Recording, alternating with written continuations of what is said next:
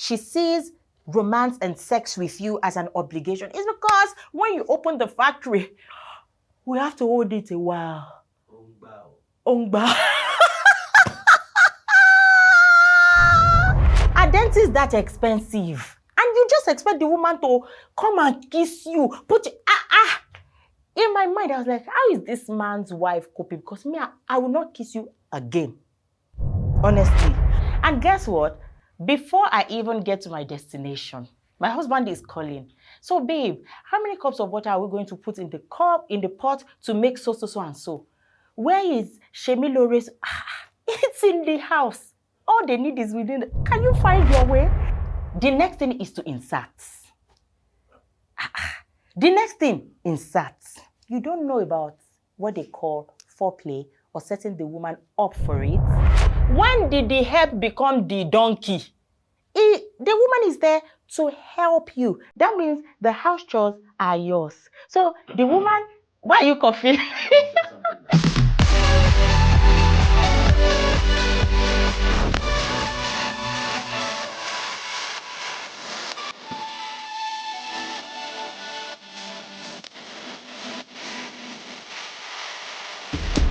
Hello and welcome on the E.B.U.N Show. I am Ebunlomo. That will give you a very beautiful smile because this is about the sweetest I will be on the show today. The things that are about to come, some might not find it palatable, but we're going to say it because my mouth contains word. So in this episode, I'm going to be divulging a compilation of letters that your women wrote to me that I should send to you.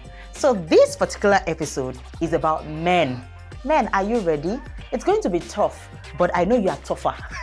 So take a seat and let's go on this journey together.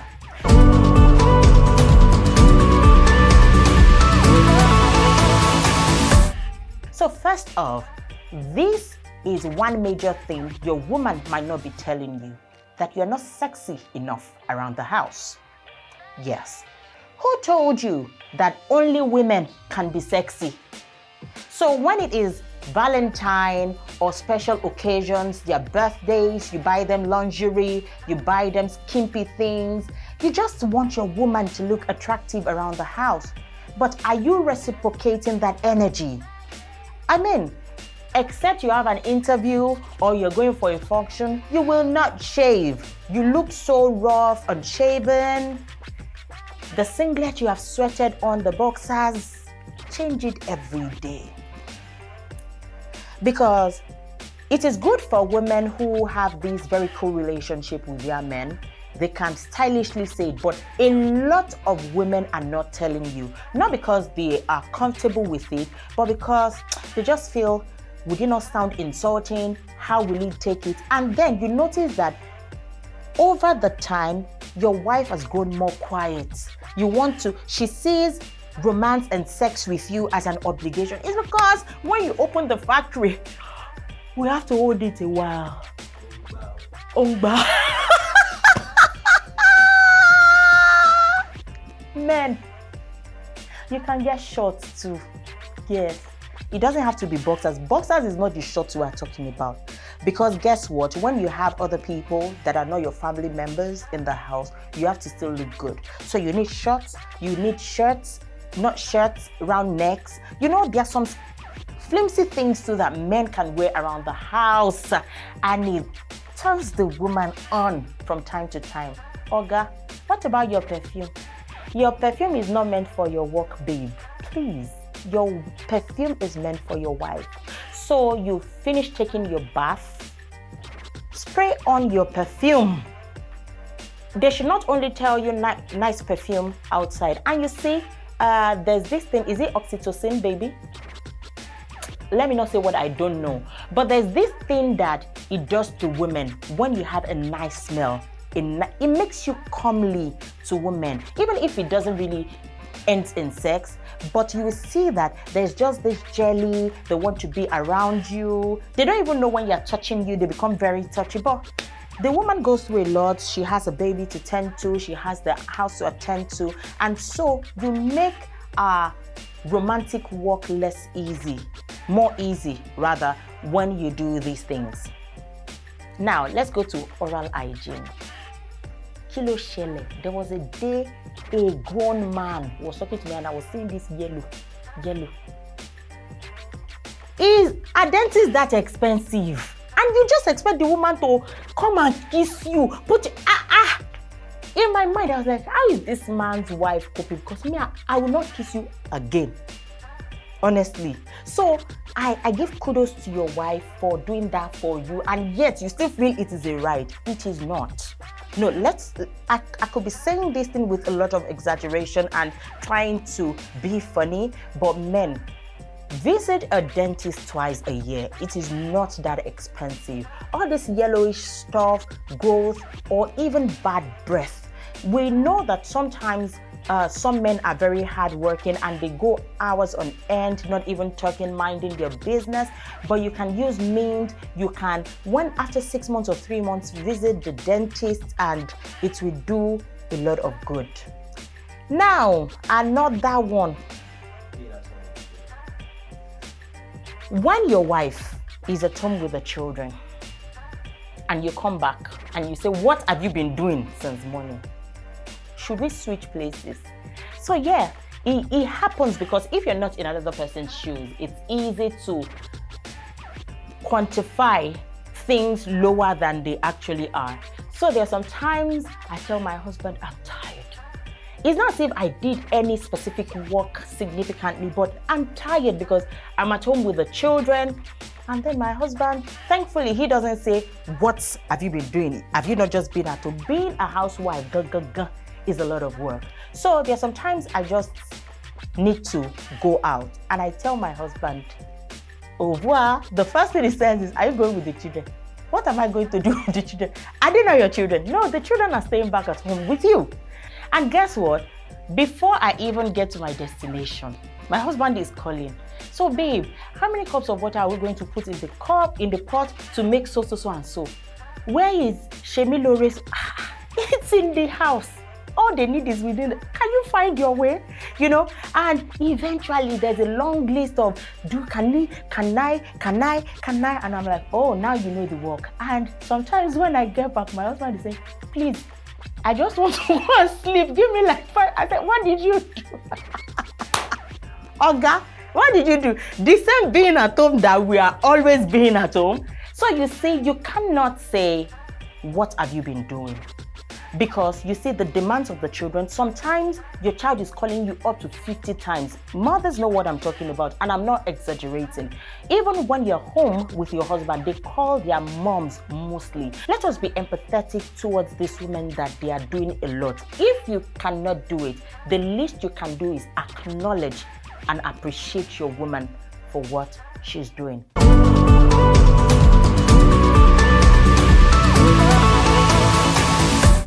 Now, another thing is, let me not look at your face, is the sex. Why you always? The next thing is to insert. The next thing, insert. You don't know about what they call foreplay or setting the woman up for it. So my friend Lotson did a research.